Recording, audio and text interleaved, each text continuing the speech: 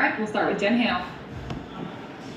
Glad I know it was a frustrating loss, no disrespect to the game as a whole, but your particular performance, this was one of your best games in a while. What was clicking so well for you? Just being aggressive. Being aggressive and playing with confidence out there. And then just having fun. That's the big thing. For me, it's having fun out there, enjoying it. And so, I had a lot of fun tonight. Hey, Glenn, offense slowed down a little bit for you guys as a team in the second half. Just what did you see in the second half there? We stopped. We got away from what we was doing in the first half, playing our game, moving the ball. And I thought we just, stopped, like I said, having fun. That first half we was moving the ball, everybody was touching it. It stopped. We got a little stagnant, myself coming down one pick and roll shot. And they did a great job. Sometimes you got to credit the other team. And this is another game where it slipped away from you guys in the last few minutes. I guess what do you have to do to address some of those problems in late game situations? Just keep going through this experience. Keep going through it. We got a bunch of young, talented, players that, have the ball in certain situations that they haven't had, probably in their career. So, they were just gonna get better. Once they keep, filling it out, knowing where to put, players at. And I thought they did a great job tonight, honestly. Yeah. Hey, Blair, it's Andrew from ESPN. Just want to talk about Zion tonight. Obviously, he scores 39. He was the main guy working offensively for you guys in the fourth quarter. What do you see from him in terms of his development and being able to looks like he's trying to take over these games for you guys in the fourth quarter? Man, his will to win. His will to win is unmatched. He was out there getting rebounds down the stretch, steals, and scoring. He was trying to do everything to help us, secure this win. And like I said, he's one of those guys that's just gonna keep growing and getting better. The situations he keep getting put in. Yeah, tough night for BI offensively. Stan mentioned how Denver, didn't really allow him to get comfortable because they kept throwing traps at him and stuff like that. I guess when you guys see that happening, what do you have to do to kind of, relieve some of that pressure off him? We just got to be better for him. Get in, passing lanes where he can, see us and, pass, give us a great pass. Cut for him, screen better. There's a bunch of things we can do, but at the same time, he gonna figure it out. He been getting blitzed all year. Unfortunately, he had a tough one today, and we still almost won. So, he's gonna figure it out. Thanks, Bud. We're all set. Thank you.